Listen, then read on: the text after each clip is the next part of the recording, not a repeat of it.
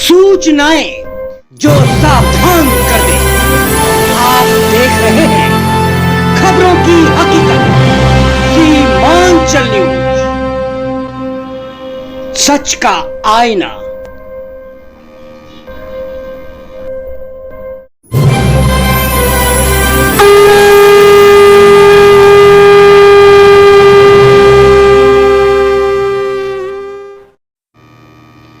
पूर्णिया मीरगंज नगर पंचायत के ward number 14 से अजमुदा खातून ने वार्ड पार्षद पद पर दावेदारी पेश की है। वार्ड पार्षद उम्मीदवार अजमुदा खातून के पुत्र मोहम्मद अमजद, जो कि समाज सेवी हैं, वार्ड की जनता से उन्हें जिताने की अपील की है।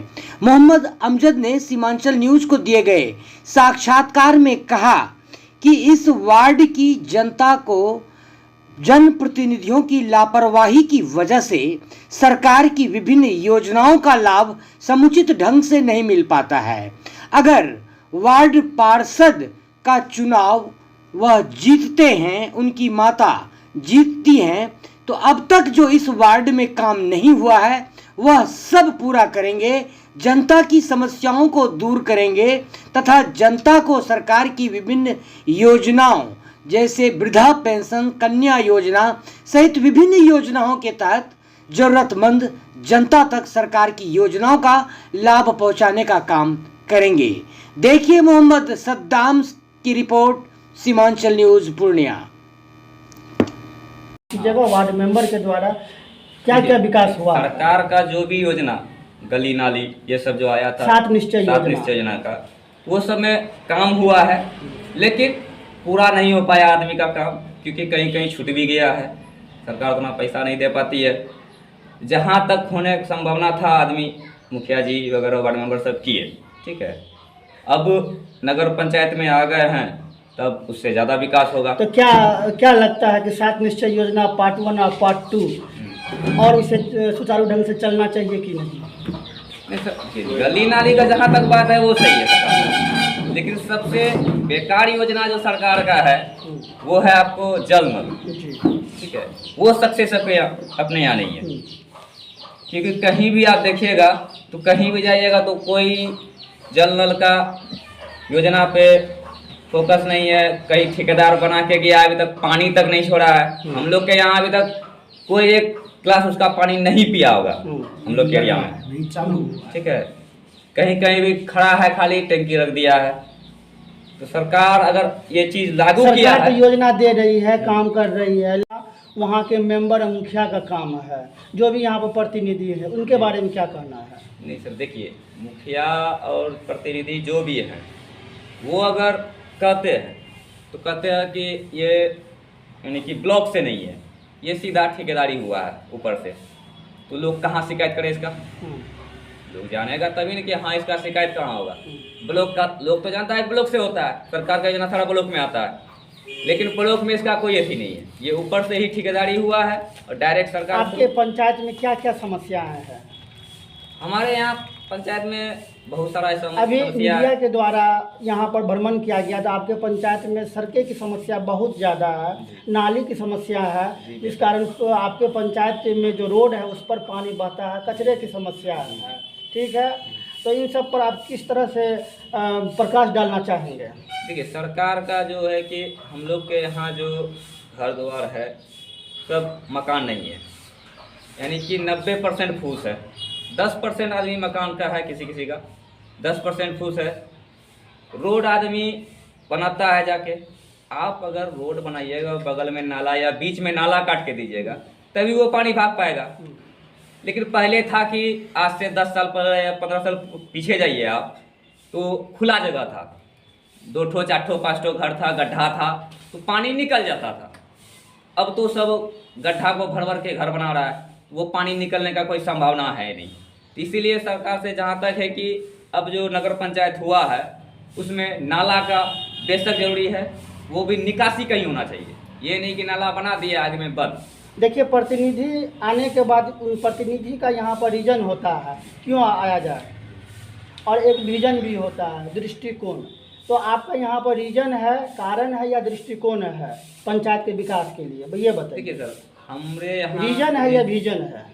रीजन है या विजन, उसमें दोनों में कुछ ना कुछ तो होगा।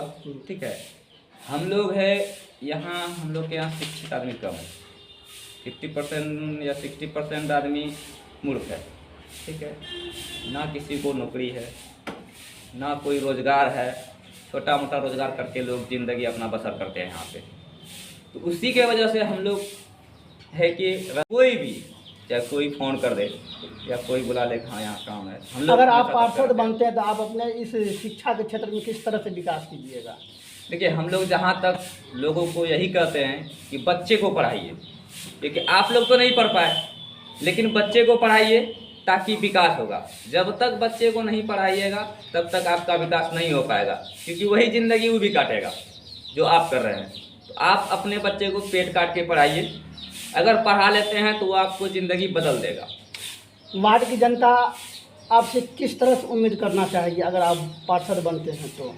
देखिए, वार्ड की जनता हमसे यही उम्मीद करेगा कि उसका जितना सरकार का योजना है वो उसको मिले। ठीक है, उसका वार्ड में बढ़िया उन्नति हो, बढ़िया से काम हो, और सरकार का जितना भी लाभ आए वो डायरेक्ट उन लोगों को मिले, यही चाहती है। प्रतिनिधि बनने के बाद जनता को भूल जाती है, क्या आपके साथ भी ऐसा ही होगा?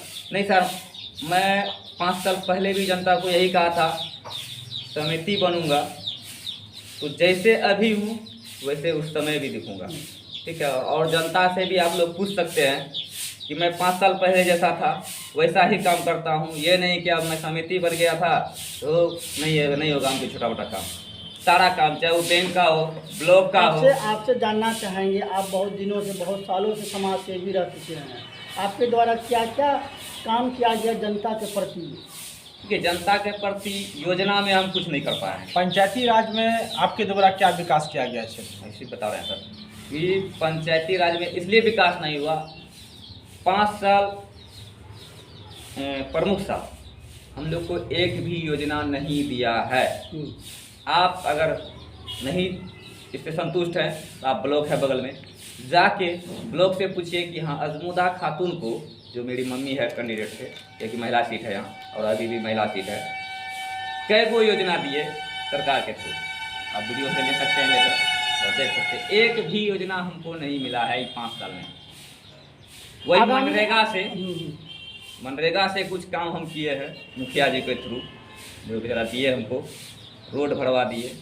ठीक है, 17 या 15 गौशाला बनाए हैं। जैसी सिंह काम दी थी फर्स्ट टाइम जीतने के वजह, उसके बाद कोई योजना हमको नहीं मिला अभी तक।